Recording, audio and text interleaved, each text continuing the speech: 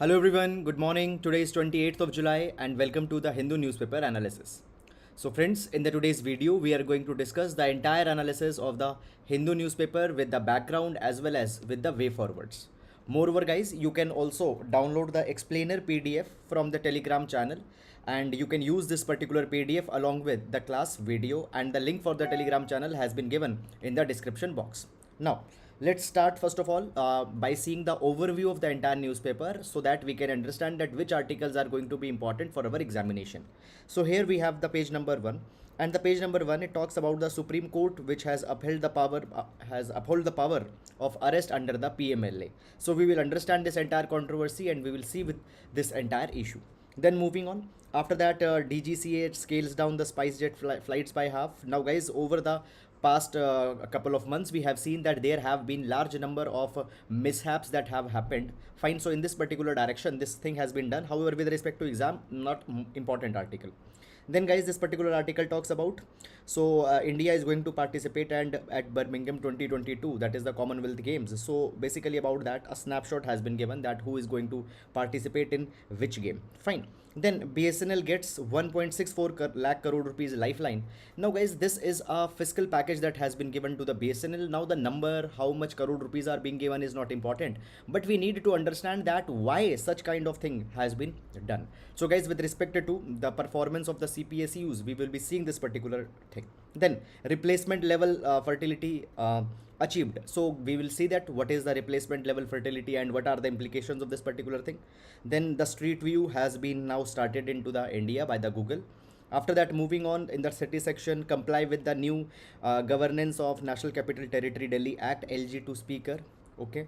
After that guys, basically the regional issues etc, advertisements vagera etc has been given, not important. Now here Forest Right Act has been discussed. Fine, so here with respect to the case, we will see a case study of Odisha as how the good governance as can be a good governance example we are going to see here. Then moving on, after that we will be reaching to the editorial page. Now on the editorial page, the first article, poor state of India's fiscal federalism, we'll see this particular article. This is a good article. After that, death by hooch. So recently 40 people have been died by consuming the by hooch, that is the adulterated or spurious liquor. Fine, so the article says that okay, such kind of a things in India, there are the states where the prohibition is going on. For example, in Gujarat, Bihar, the liquor is banned. Now such kind of a things are to be reconsidered. Then the message for Biden, West Asia has moved on. Now guys, the West Asia's visit of USA is being discussed now. Just yesterday I have discussed this particular article. The same thing has been discussed and we have already discussed 2-3 times the similar article on the similar line. Then moving on, in the search of relevance, so this article is talking about the Commonwealth Games.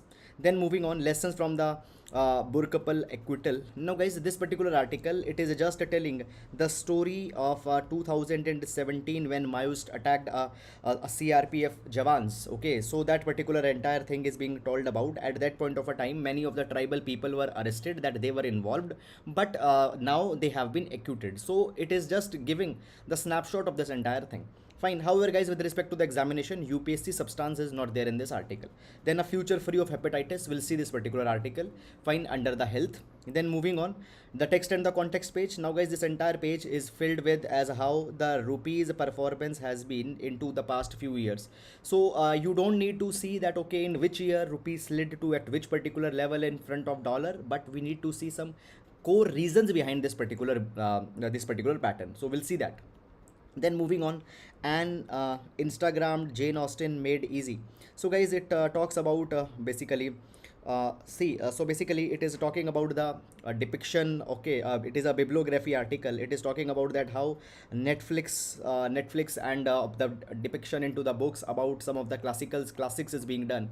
Now with respect to UPSC, article is not at all important, please ignore this article. Then moving on, AAP leader is 20th MP to be suspended from the Rajya Sabha. So we see this particular thing that now the MPs, they are being are being suspended as the monsoon session is going on the charge that they are creating ruckus, they are creating a kind of they are bringing a kind of a chaos in the assembly session.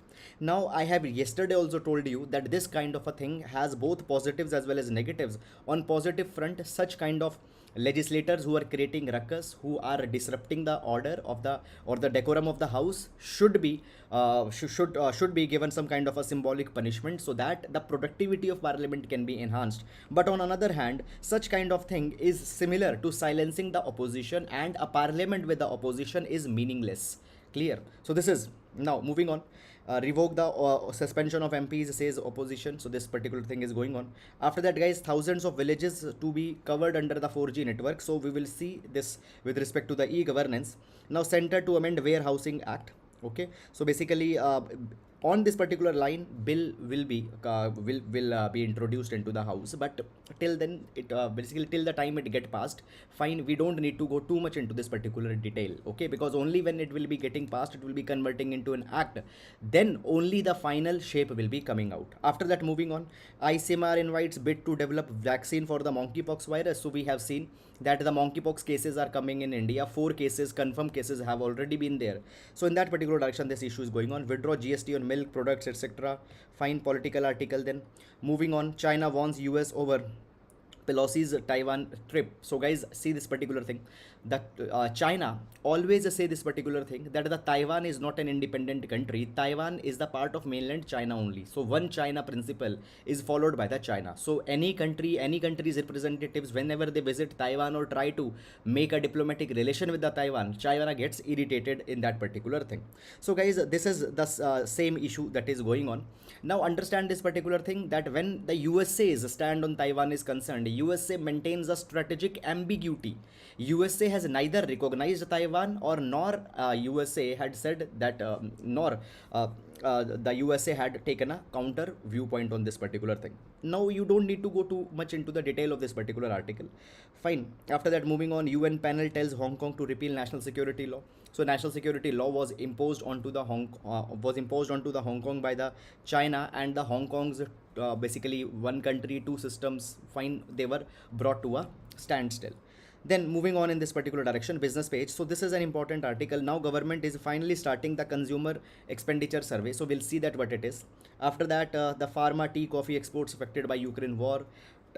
Corporate trends, etc. has been given, not important. And then we see this particular thing, that power generation capacity to hit 820 gigawatt.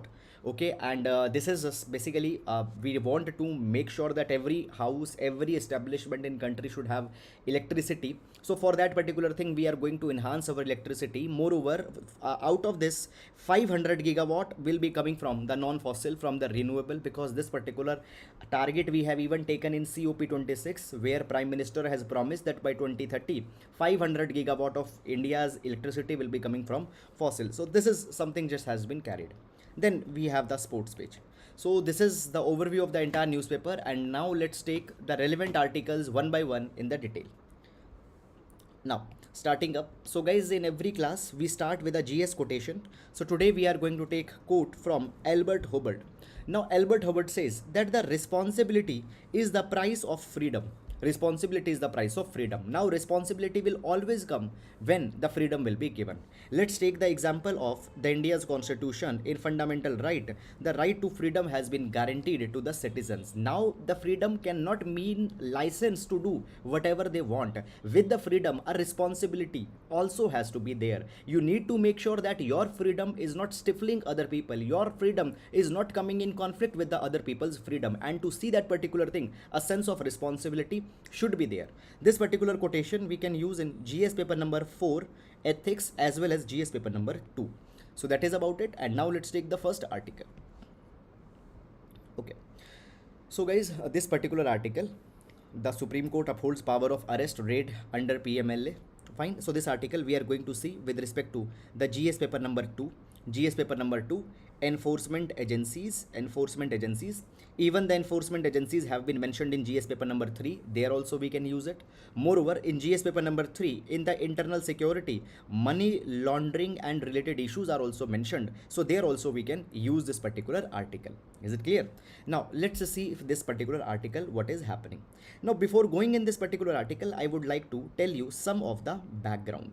So the background goes like this, that see, we have one particular, there is an offense of money laundering.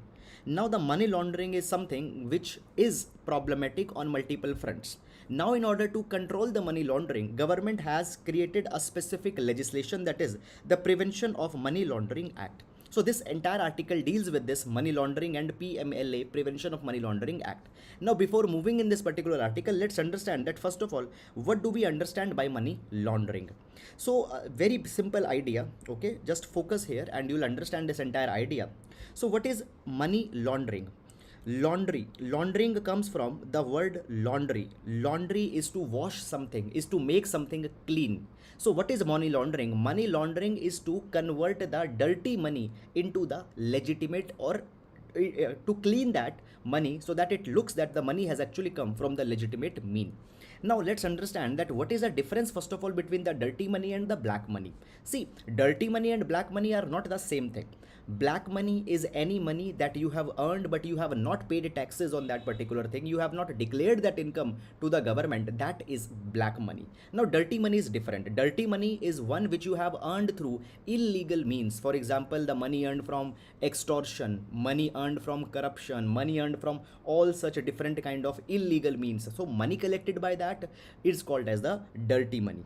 So what is money laundering? First of all, there is the dirty money. Now obviously you cannot use this particular dirty money to buy something. You cannot put this particular money directly into the bank.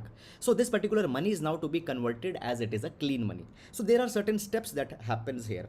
Number one step is that the money that you have collected, the dirty money, it will be placed into the banking system. Now obviously directly that money cannot be taken into the bank and can be deposited there. So there are some things that basically strategies that are adopted by the people. Let's say that this is Mr. A. This is Mr. A.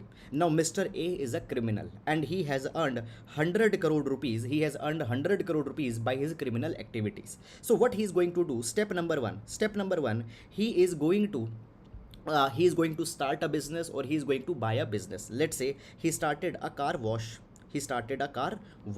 Now he will show that this car wash is making a lot of profit. He will show that this car wash is making a profit of, let's say, 1 crore rupees every day. Are you getting? He can raise the bogus invoices, he can raise the bogus bills, and he'll say that okay, I'm getting a money from this car wash and this particular money will be then be deposited into the bank. Okay, so the placement will be there. Then there will be the next step into the money laundering, that will be coming layering. Now this particular money will be layered. Okay, so from one bank this money will be transferred to another bank, from that bank the money will be transferred to another bank.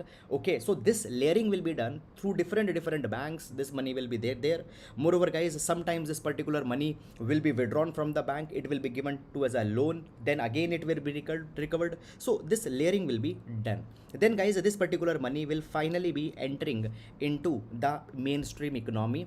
Fine, this particular money will finally be withdrawn, and then this money will be used to buy assets, to buy property, to buy industries, and all these particular kind of things will be done. So this is money laundering that is happening. So basically the dirty money is being again entering into the economy. Now this particular thing has a lot of economic implications. The Supreme Court had said that money laundering is a economically heinous offense. It is similar to terrorism. Moreover guys, this money, laundered money, is also sometimes is provided to the terrorists to carry their criminal activities, to carry their terrorism related stuff. So sometimes this laundered money also becomes the source of financing the terrorist activities. Now basically, in order to deal with this money laundering, we have this Prevention of Money Laundering Act. And under the Prevention of Money Laundering Act, there is a specific agency, that is the Enforcement Directorate. So Enforcement Directorate implements this Prevention of Money Laundering Act. Now over the past few days, there have been the criticisms of this Prevention of Money Laundering Act. It is being said that the PMLA as well as the Enforcement Directorate is being used against the political people, political parties, opposition members, and they are being targeted. Now let's understand that what is this entire controversy all about. So basically, suppose there is a person. Now this person will be arrested using the provisions of the PMLA by the Enforcement Directorate. Now this particular see, technically whenever a person is being arrested, then if a copy of on a person if a complaint was filed, then a copy of FIR is to be provided to this particular person also, and he can know that okay, what are the charges or what are the offenses that he has done, and he is being arrested. Now whenever a person is being arrested under the PMLA, fine, there is no FIR, there is actually there is this enforcement case information report that is filed, ECIR. Now this ECIR is not actually provided to the person who is arrested, and he doesn't even knows that what was the offense under which he is being arrested. And the opposition party says that what has happened, government is using the ED, political people are being arrested, and even the copy of ECIR is not being given to them. They don't even know that for what thing they have been arrested. Now the ruling government said this particular thing, that we cannot provide them the ECIR because money laundering is a different kind of an offense, and if we will tell them that okay, for what particular charge they are being arrested, then they will try to manipulate the investigation, they'll try to divert the investigation. Is it clear? So guys, for this particular thing, a petition was filed in the Supreme Court. In this particular petition, this particular thing was asked to the Supreme Court, that Supreme Court need to refrain the powers under the Prevention of Money Laundering Act. These powers are to be reduced. The power with respect to the arrest, the power with respect to the search, seizure, all these particular things should be reduced. Clear? So number one, this was there. Secondly guys, in the Supreme Court there was one more issue that was made. It was said that actually, see, what has happened post 2002, this Prevention of Money Laundering Act has been amended many number of times. Now how it got amended?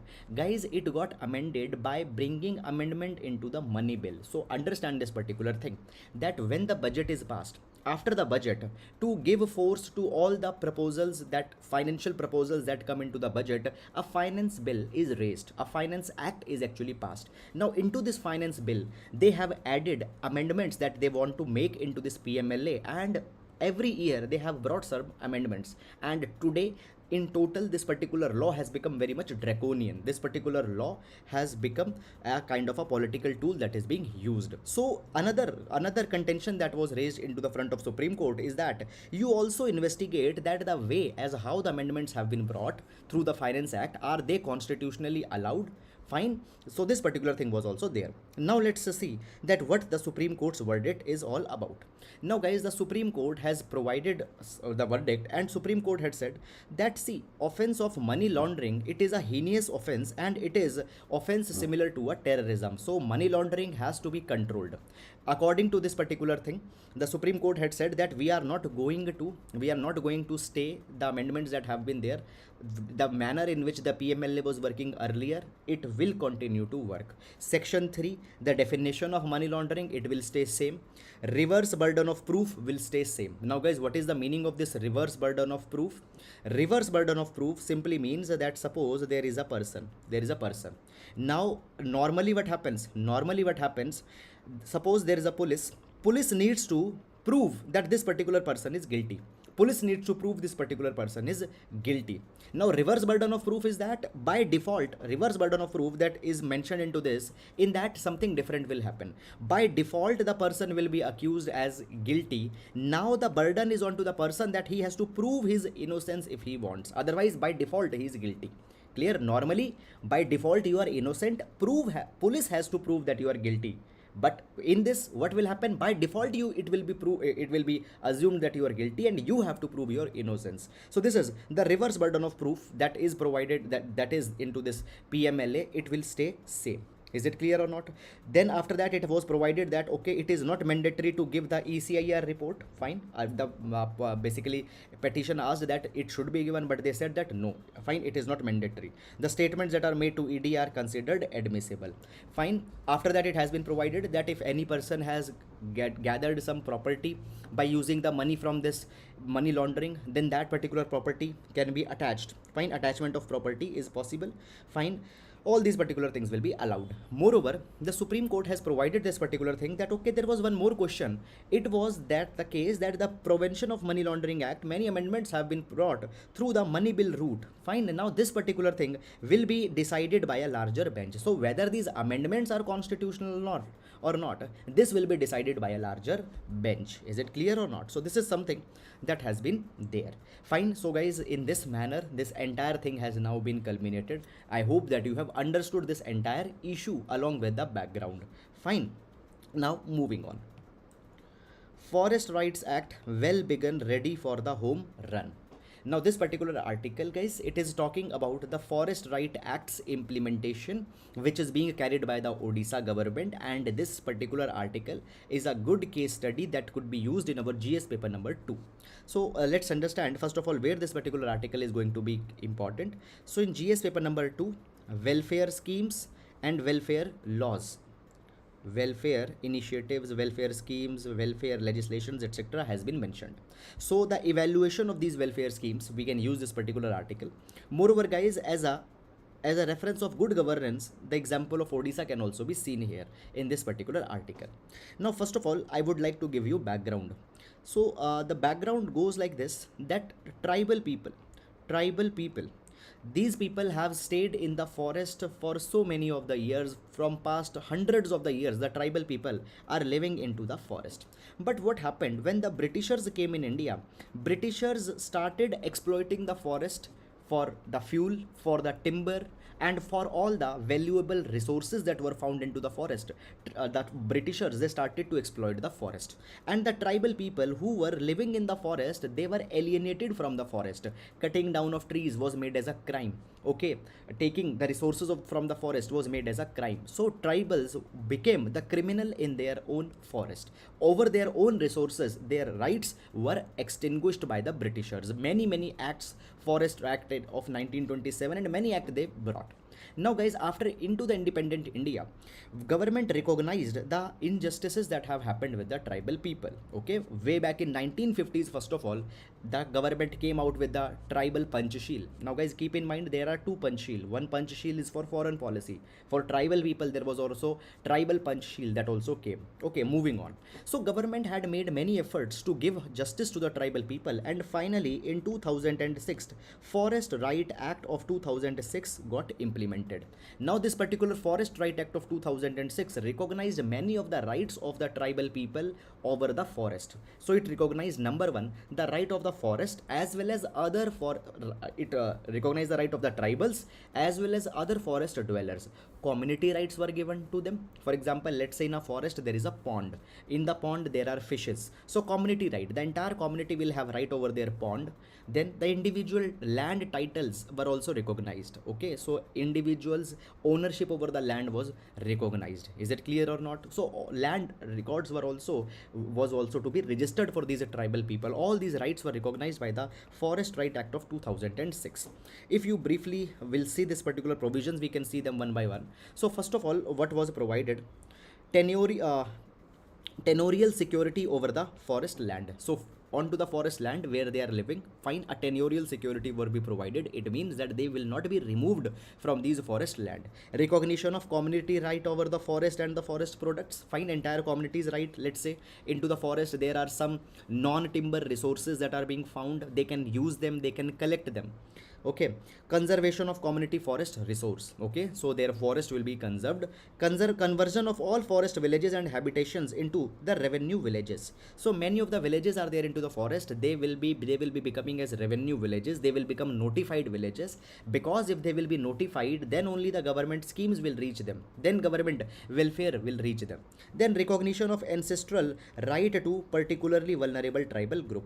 Now, guys, particularly vulnerable tribal groups are those tribals which are even more backward than other tribals. Okay, so there are PVTGs, fine, nearly 75 tribal groups have been recognized as PVTG. Ministry of Home Affairs has the power to recognize the particularly vulnerable tribal group. Now their rights will be respected. Rights of ancestral domain, ancestral property, ancestral land which they have there, over that their rights will be recognized.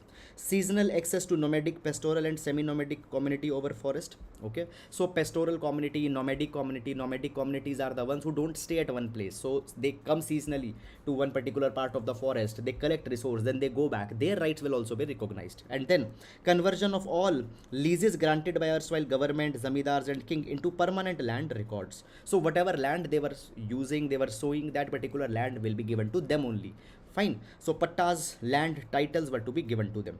Now this scheme is there a very good scheme to conserve the rights of the tribal people. But the problem was of implementation. The problem was of implementation. It was not good. Now, in this particular direction, the example of Odisha government is there, which is doing a very good implementation. Now, guys, why the first of all the problem is there with respect to the implementation? Awareness is not there in the tribal people about this particular act. Then, guys, rummaging through voluminous government records. Rummaging, it means basically so basically what happens, there is something which is in not in proper order, something which is not properly managed. So searching something which is not properly managed. Now problem comes here that these lands, fine, they are not basically the lands which the on which the tribals are dependent, these lands are not recognized, these lands are not registered, land titles are not there. Are you getting it or not? Fine. So basically these lands will be recorded, it will be registered, and a kind of a clean record will also be provided. Up till now it is not there. Making it is a very difficult, it is a very voluminous, it is a very tedious kind of a task. So because of that, their land records have not been registered. Okay, fine. Vetting by the government, actually who is the beneficiary, who is not a beneficiary, doing this particular thing takes a lot of energy, and in total, because of all these particular things, the implementation of the Forest Right Act has not been good. Now the Odisha has come out that by 2024 they will be bringing the full rollout of the FRA. All the tribals will be provided their titles. Now Odisha has one of the largest population of the tribal people.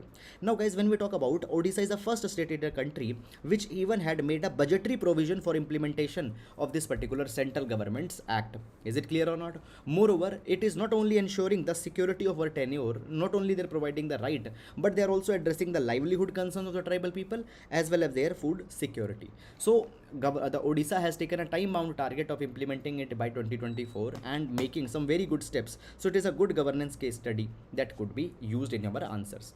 That is all about this particular article, and now let's move to the next article. Now, replacement level fertility achieved. Okay, now first of all let's understand that what is this replacement rate. Okay, but before that, where this particular article is going to be important, this article is going to be important in GS paper number 1, population related issues. GS paper 1, population related issues. Clear? Even in GS paper number 2, the application of this particular article could be there.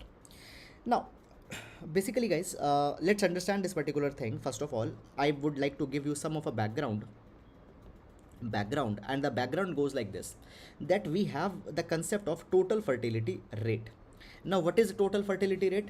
Total fertility rate means that how many birth a woman or a hypothetical woman is going to give through her reproductive age, through her reproductive life. So the number of average birth that will be given by a woman, it is the total fertility rate. Now when we talk about total fertility rate, then guys, if total fertility rate will be more than 2.1 according to the United Nations Population Division, if the total fertility rate is more than 2.1, that is every woman is giving to 2.1 birth, fine, or more. If TFR is more than 2.1, the population of a country is going to get increased. If on the second hand, just a minute, or if on the another hand, if the total fertility rate is less than 2.1, then the population of a country is going to decline. However, if the country achieves a total fertility rate of 2.1, if a total fertility rate of 2.1 is actually achieved, then the population will stabilize. Now 2.1 is also referred to as replacement rate. Total fertility rate of 2.1 is also referred to as replacement rate. Why replacement rate? Very simple explanation. There is a husband and a wife. If they reproduce 2.1 child, okay, obviously these children will replace them when they are going to die. Is it clear or not? So obviously two people reproduce two people, which replaced the mother and the father, the earlier one, and the population will stay same. So 2.1 is a replacement rate as per the United Nations Population Division, and the country needs to achieve this 2.1 replacement rate if they want to stabilize their population. Now when we talk about in India there was the population growth which was very much high, because all time our total fertility rate on an average were more than 2.1. so therefore India's population was growing, and in the national population policy Fine, government provided that we want to reduce this total fertility rate to 2.1, and now finally this replacement level fertility has been achieved. Now guys, if I tell you, then in India 31 states and union territories are the ones where total fertility rate is 2.1 or even less. And if I give you here additional information, then according to the National Family Health Survey 5, National Family Health Survey 5, average total fertility rate of India is 2.0. It means that our total fertility rate even declined than this 2.1, 2.0 we have. So basically India's population is now not going to get exploded. We have now started onto the population decline. Okay, so this is something that has been discussed here. So the article says that the country had witnessed a paradigm shift. We have witnessed a paradigm shift from the concept of population control. Now we were concerned about population control throughout 1970s. Now rather than population control, we have moved to the population stabilization, and many interventions have been done by the government into the past few years, and it has all been successful. So this is guys all about this particular article. I hope that you have understood it, and basically these concepts are very important. Fertility replacement rate, what exactly is the replacement rate, what will happen if what is the relation between the TFR and replacement rate, and all these particular kind of things are actually very important. Fine, now moving in this particular direction, now let's take the other article.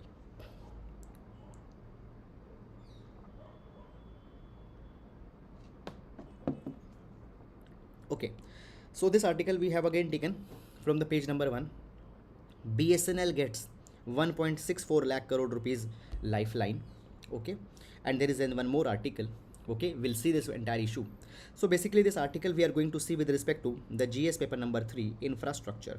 GS paper number 3 infrastructure. Now guys, understand this particular thing, that when we talk about the BSNL, Bharat Sanchar Nigam Limited, it is a PSU, public sector unit. Okay, it is a public sector unit which provides the telecom services. Now what has happened after the 1991 LPG reform, after the 1991 LPG reforms, we have liberalized the telecom sector, and with the coming of Airtel, Jio, Fine, Vodafone, etc., what has become, these companies are able to provide telecom services at much affordable prices, and many attractive services they can provide. And over the years, the BSNL as a telecom provider, it has started accumulating losses. BSNL is in losses. Fine, even the customer satisfaction with the BSNL has not been there. So over the years, the losses of BSNL have increased a lot.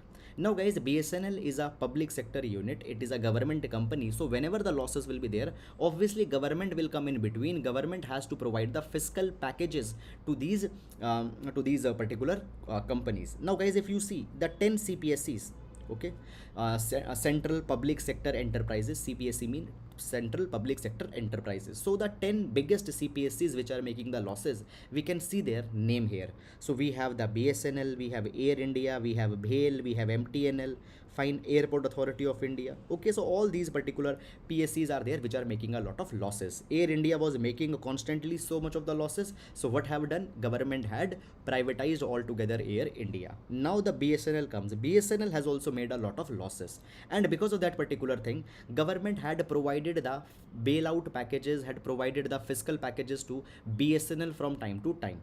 Now guys, first of all, in 2019 even the BSNL was provided the fiscal package, 70,000 crore rupees were put into the BSNL to make up for the losses that this BSNL is making.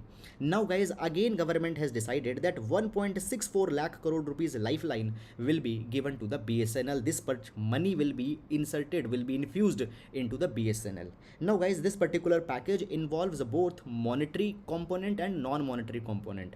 What it means? So basically, as a part of this 1.64 lakh crore rupees, fine, number one, cash component of 43,000 or 44,000 crore rupees will be provided, and a non-cash component of 1.2 lakh crore rupees will also be provided over the next 4 years.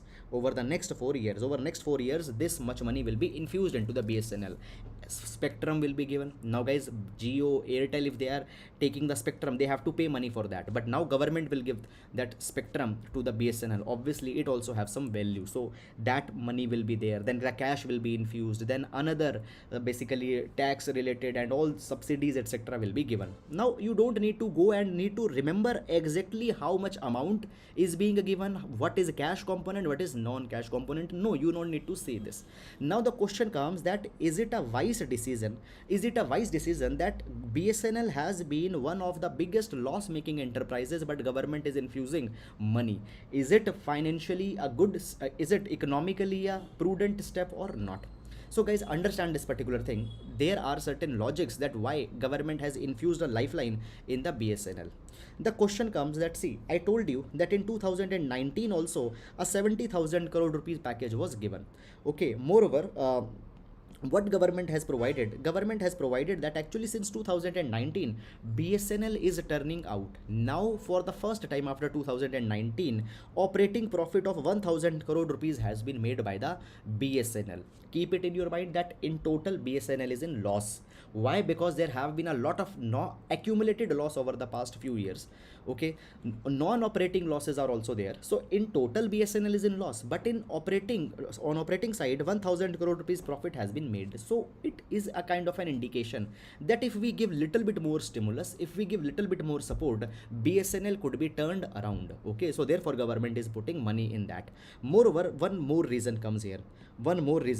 So this particular thing, BSNL it is having 64,000 plus employees, okay, and this much money is being spent onto their salaries. So guys, see, PSUs are not just all about efficiency, it is also about generating the employment, and in that capacity BSNL has generated a lot of employment. If this particular company will be shut down, if it will be privatized, obviously the employments are going to get suffered, and already we are facing the worst unemployment right now. According to the periodic labor force survey 2020-2021 data, right now the unemployment rate in India is 4.2%, which is very much high.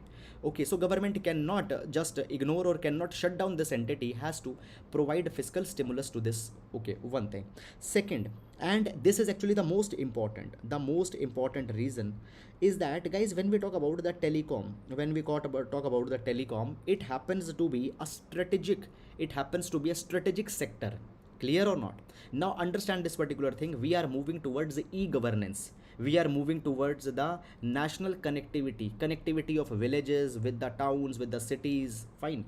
Obviously for this particular connectivity, telecom services are to be provided, and for that particular thing government needs to have its own enterprises which can provide the telecom services. Government cannot depend for telecom services on entirely onto the private companies. So for that particular thing government will keep this particular BSNL. Now one more thing is here is that, guys, see, now there are thousands of villages who are still not connected with the internet, who are still not having the telecom services. Government has announced that 24,680, nearly 25,000 uncovered rural areas, they are to be connected with high speed internet. They are to be provided with the 4G connectivity. Now obviously who is going to provide this 4G connectivity? For that you need to have a public sector unit. So guys, government had provided this particular project of connecting the 25,000 villages with the internet. This project will be executed by the BSNL using the Atmanirbhar Bharat 4G technology. Are you getting it or not? So obviously for this strategic purpose we need to have a BSNL. So guys, BSNL will implement this rural connectivity project, and the money will be used from the Universal Service Obligation Fund. Now the BSNLs and the rural connectivity is not just a kind of it is not just a welfare step. Rather guys, rural connectivity is important. It is very much important for e-governance, for banking services, for tele-education, okay, remote learning, telemedicine, okay. We can generate employment into the rural areas. Moreover, the next fourth industrial revolution that is coming, in that the internet is going to be a major lifeline, and for that, in order to connect rural areas, BSNL is there, and now government is trying to strengthen back again the BSNL. Okay, so this is the entire article. Now guys, see, I say this particular thing to you many number of times, that you need to go beyond just the headings. Fine, now if we'll see, just we'll understand this particular thing, that okay, this much money is being given and these numbers are not important for UPSC, let's ignore it. But no, it has one strategic dimension behind that, and understanding that is something which is required in the UPSC. Now moving to the next article. Okay, so guys, today text and the context page, this entire page is capturing the journey of rupee. So basically the rupee's valuation in front of dollar was 31 rupees in 1995. It declined to 49 rupees, then it declined to 52, and then today the rupee has come to nearly 80 rupees. Okay, the rupee has declined over the years. Now understand this particular thing, that you don't need to see that in which year what was the valuation of rupee. No, that thing is not at all important for you. We need to see some of the principal reasons that why rupee is behaving in this particular manner. So with academic point of view only we need to understand this article. Therefore this particular article we are going to see with respect to GS paper number 3, issues related to the Indian economy. Issues related to the Indian economy. Now guys, understand this particular thing, that first of all, if we see in the present times, world around, the currencies, they are declining. Now the several currencies, they have been declined, particularly because of this Russia-Ukraine war that is going on. Moreover, the USA's Federal Reserve has increased the interest rates also. Because of that also the currencies are declining. Now it is not just that the rupee is declining. If we see in 2022, rupee has declined by 7.5%, but even the world's most stable currencies have also declined. For example, the pound, euro. Now pound and euro are the strong currencies, but they have also declined by 11%. In this way, rupee has declined just by 7.5%. So decline is there, but a decline is not something very much alarming. Now the question comes that first of all, why this particular decline is there into the rupee? There are two reasons. Reason number one is that what has happened, the USA Federal Reserve, the Federal Bank of the USA, they have tightened their monetary policy. They have increased the interest rate into the USA. Now when they have increased the interest rate into the USA, what happens, the foreign portfolio investors, the money which was invested into the Indian stock market in 2020, that money is now being withdrawn by the investors, and now they are taking that particular money into the USA, because in USA the interest rates have been increased. Now understand guys, see this particular chart. So if we see in 2022, the foreign portfolio investors, now guys, foreign portfolio investors, I'll just explain you, these are the investors who had come in India for investment. Okay, they are not the native investors of India. Now they have dumped the Indian equities, they are selling their Indian equities and they are withdrawing the money and they are taking money back into the USA. So they have dumped around $28.4 billion of equities in 2020. This is a very big dump that has happened. Now obviously what will happen, when they are selling their equities, obviously they will sell that, then they will get rupee, then that rupee will be converted into the dollar, and this dollar they are going to take back into the US. Okay, so obviously what is happening, every person is now demanding dollar. So the dollar's demand has gone up, and when the dollar's demand will go up, and when everybody want to sell their rupee, obviously the rupee's value will go down. So this is the biggest reason that the rupee has declined. Clear? This is the biggest reason. Second guys, reason, second issue which is happening because of that is that what is the case is that because our rupee's valuation has declined, the imports have become costlier for India. Obviously you will pay when the oil is being imported, when the gold is being imported, we are going to pay it in terms of dollar. Now if dollar has become expensive, for the same thing we have to pay more rupees. So our import has become costlier, and because of that the trade deficit is highest at $26.18 billion in the month of June. What is a trade deficit? We export something, we import something. So difference between the import and export, if we are importing more, we will have a trade deficit. So this much more we have imported. Guys, if actually you see, if you see this particular thing, over the years what has happened, our exports have also increased. Our exports increased by 23%, but our imports actually increased by 58%.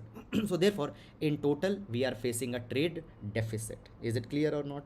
Now guys, even because of the trade deficit that we are facing, what happens, basically a large number of dollar we have to pay for importing A large number of dollar is being taken by the FPIs which are exiting India. What has happened? India's import cover has also declined. And now this is something very important and very serious. Guys, as of today also, India has the world's largest, fifth largest forex reserves. Now understand that in 2021 October, India's forex foreign exchange reserve was around $642 billion. Okay, now it has declined to $573 billion in July. Fine, though we have a very big we have fifth largest forex reserve, but guys, today our import cover is just 9.5 month. Now what is import cover? Import cover simply means, fine, let's say, now obviously we are importing something.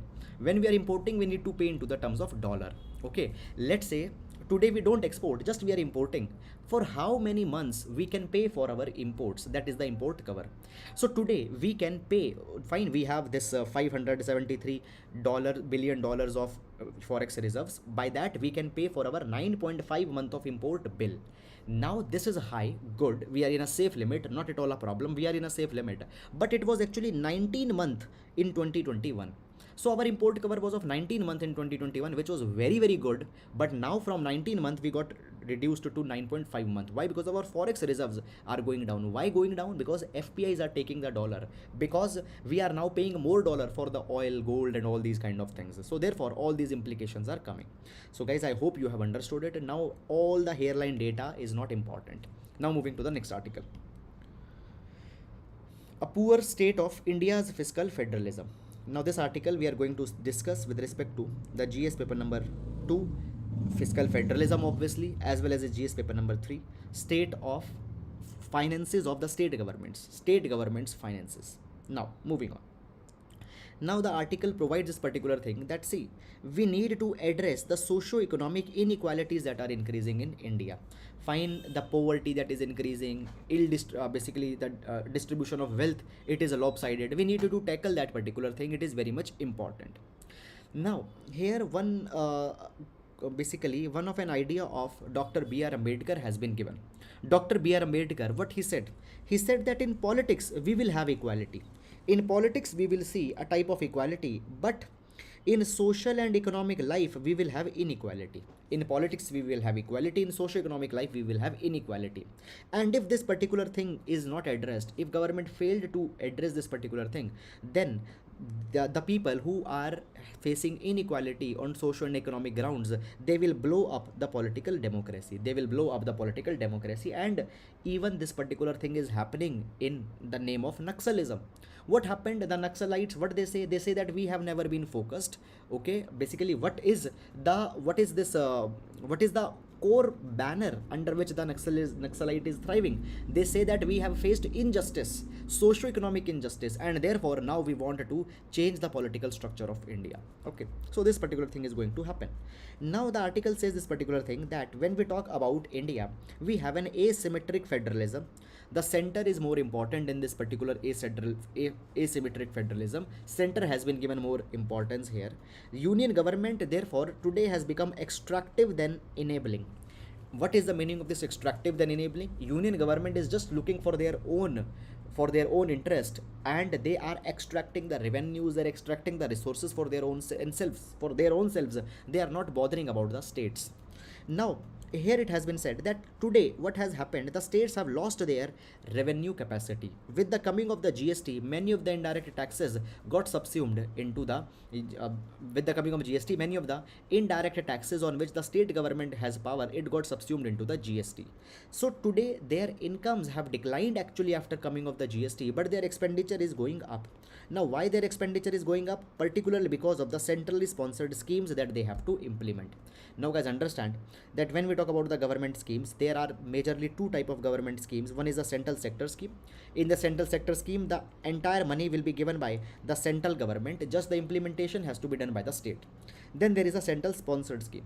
In central sponsored scheme, basically a part of money will be given by the union government and another part of the money will be given by the state government. So actually for different scheme, there will be the different ratios that are there.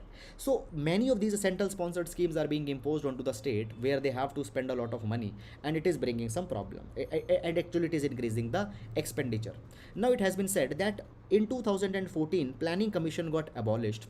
And today, the Finance Commission, constituted under Article 280, it is the major institution which is responsible for the transfer, fiscal transfer to the state's government.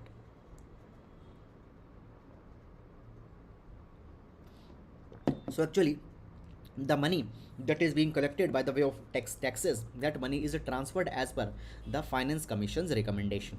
Now the article says that today's Finance Commission has become politicized institution. It is favoring the union government more and more. The article says that, see, what has happened basically over the past few years, the finance commission is not providing the liberal grants to the state government. Okay, now the question comes here is that, see, over the last few years, the fiscal capacity of the states has actually declined. So basically here some good data is provided. Let's please pay attention here. So the data provides this thing that today the ability of states to finance their current expenditure fine has declined. In 1955-1956, the states were able to finance 69% of their revenue expenditure. But today, whatever resources the states are having, they can only finance 38% of their revenue expenditure. So the capacity of the states to finance their own expenditure had got declined. Why? Because simply they are not getting the revenue. Now the article says that today the states spend around 60% of their expenditure on education as well as health. Clear? Now they are spending this much money onto the education health, but they cannot raise their tax revenue because obviously the GST has come and all the power of indirect tax have subsumed into the GST, and in GST the state governments don't have much power. Here it has been provided that actually the revenue, okay, basically here it has been provided that the revenue of the state governments have become very much stagnant over the past few years, just around 6% of GDP. Then the next thing says that 14th Finance Commission, when it came, it made some positive recommendation. What it said? It said that the share of the state government will be increased from 32% from 42%. So basically, whatever the money is getting collected by the taxes, 42% will be given to the state government. This recommendation was given by the 14th Commission. But what happened? Central government has become very clever here. What central government said? Actually, central government, rather than increasing the taxes so that more money go to the state government, had increased the cess. Now understand this particular thing, that the cess and the surcharge, money which will be collected by the cess and the surcharge, that is not to be shared with the state government. That money will be kept only by the central government. So now as more money of the taxes will go to the states, 42%, government has stopped altogether increasing the taxes. Rather they are increasing cess, surcharge, new cess surcharge are also being imposed. So by this particular thing, the central government is actually imposing fiscal burden onto the state government.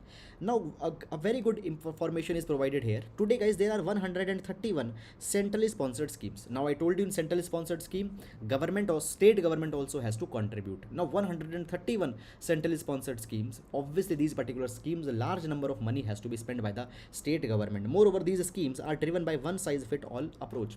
Obviously some states might not be needing a particular policy, but still they have to spend money in that. So guys, the article says that today inequality is increasing in India. Fine. For example, the ratio of private wealth to national income, it has increased from 290% in 1980 to 555% in 2020. Poorest half of the population, they just own 6% of the wealth, and the top 10% people, they own 2/3 of the national wealth, 66% of the national wealth. India has a poor record of taxing the rich people. Fine. Even the tax to GDP ratio in India is around 17%. So therefore, in order to bring equality, we need to come out with a deep systemic reforms. That is all about this particular article. And now let's move to the next article. The future free of hepatitis. The future free of hepatitis.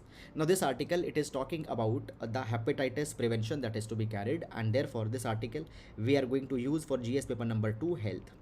Now understand this particular thing guys, that the World Hepatitis Day is being observed by the WHO, and on this World Hepatitis Day, the WHO aims to eradicate the hepatitis. Fine. By the way, we want to eliminate the hepatitis by 2030. That is the timeline that we have taken as a part of our sustainable developmental goals. Now understand, in order to eradicate the hepatitis, what we need to do? We need to ensure 3A. We need to ensure 3A. There needs to be the availability of the hepatitis medicines. these drugs and these medicines need to be affordable, and third, it needs to be accessible. It needs to be accessible. Fine, only then the hepatitis can be eliminated. Now guys, understand this particular thing, that hepatitis, the eradication cannot wait. We need to act immediately. Why? Number one, the mortality, the number of people dying with the hepatitis is actually increasing, not only in India, in the entire world. This is a global trend that is there.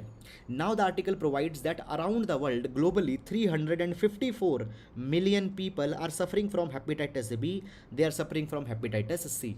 Even in Southeast Asia, only 20% of the global morbidity of hepatitis happens. Secondly, viral hepatitis is actually preventable. Very small interventions, for example, clean food, good personal hygiene, safe water, sanitation, if all these things are only provided, hepatitis A and hepatitis E cases can be reduced. Moreover, but just by immunization, hepatitis B, hepatitis C can be reduced. So the interventions are not very much expensive, they are not very much difficult. After that, next is provided that today we have the tools by which we can actually make a world free of hepatitis. So today tools are there, fine, immunization, everything is possible. Now guys, it is providing that actually when the hepatitis is concerned, there is a lot of problem concerned with the hepatitis. The problems come because of this particular thing, that today what is happening, number one, a large number of communities, they are suffering with hepatitis, but they don't know. For example, in Southeast Asia, only 10% of people, they are having only 10% of people, if they are having hepatitis, they actually know that they are suffering with the hepatitis. So basically people don't have the awareness in this particular direction. Then the second issue that is there is that in the South Asia, we have come out with the action plan for viral hepatitis 2016 to 2021. So this action plan we came out, and since then 9 countries in South Asia have achieved 90% of coverage of the third dose of hepatitis B vaccine. So vaccines coverage is increased. So this action plan for hepatitis 2016 to 2021 is doing some, it is bringing some positive benefits. Now what could be the way forward? What could be actually be done to eradicate the hepatitis? Number one, there needs to be the political commitment. The political class needs to be very serious. Then there needs to be the domestic funding for the hepatitis. Budgetary allocations need to be done. Then the drugs and the diagnostics need to be provided. Communication strategies need to be there by which we can educate the people about the hepatitis, how they get infected by hepatitis, when to consult to a doctor, and all these things. Then the service delivery with respect to the drugs, vaccines, all it needs to be improved. Specific to the people's need, we need to provide them treatment. Now some of the people, they have multiple diseases. With the hepatitis, they have other diseases also. So we need to come out with a custom tailored approach for these people. Then decentralizing hepatitis care to peripheral health facilities, community based venues. Now see, we have a very big coverage of primary healthcare center, community healthcare center. Is it clear or not? So in all these peripheral healthcare sectors, we need to provide the free accessibility of the drugs. We need to provide the diagnostic kits. We need to provide the basic medicines that are needed for the hepatitis. And by this particular way, we can eradicate hepatitis by 2030. Fine, which is the target. Guys, around the world, more than 4 million people die because of this hepatitis. So this is a humanitarian crisis that should be dealt with. Fine. Now moving to the next article. Okay, so this particular article, government initiates work on consumer spending survey. A good an article, it will be relevant for GS paper number 3, issues related to the Indian economy, as well as it could also be important for GS paper number 2, poverty. Now, before going in this particular article, little bit of a background kind of a thing. Guys, understand this particular thing, that in 2020 we have seen the spread of the COVID-19 pandemic. The lockdown got introduced, reverse migration happened, large number of people have lost their livelihood. Today unemployment is at so much high. Basically there is an indication that right now even the poverty in the world as well as in India is actually on increase. Now since 1990s we have reduced poverty at what much impressive rates, but now the poverty might be increasing. Why? Because of this COVID-19 pandemic. But guys, how to know that whether the poverty in India has actually increased or not? So to see what is the poverty, the government carries the consumption expenditure survey, CES, consumption expenditure survey. Now there is some little bit story behind the consumption expenditure survey in India. Actually, the consumption expenditure surveys, these are quinquennial household surveys. Quinquennial means that at every 5 years this particular survey is to be done. At every 5 years this survey is to be done. Now guys, the last consumer expenditure survey that was conducted, it was conducted in 2011 and 12. It was conducted in 2011 and 12. Okay, so I'll just write it here for your understanding. So last consumer expenditure survey was done in 2011 and 12. Then again the consumption expenditure survey was done in 2017 and 18, but the report of this 2017-18 consumer expenditure survey has not been released. So up till today, which CES we are having? We are having this 2011 and 12, and now government has provided that now in 2022 we will again start this consumption expenditure survey. And guys, this one is very much important, because then only we can see that whether the poverty in India has increased or whether it has decreased. So everyone is saying that the poverty is increasing, so that particular thing can only be confirmed through this consumption expenditure survey. And this 2017-18 survey has not been released. There are many of the reports and many of the scholars, they say this particular thing, that actually in 2017-18 the poverty increased, and because of that particular thing the data was not released. There are some views. Fine, we don't know obviously whether it is true or false, because the report has not come into the public domain. So guys, nevertheless, fine, in 2022 the consumption expenditure survey that has government now announced, it is very much crucial at this particular time. So that is all guys about this particular article. And with this we come to an end to the today's newspaper analysis.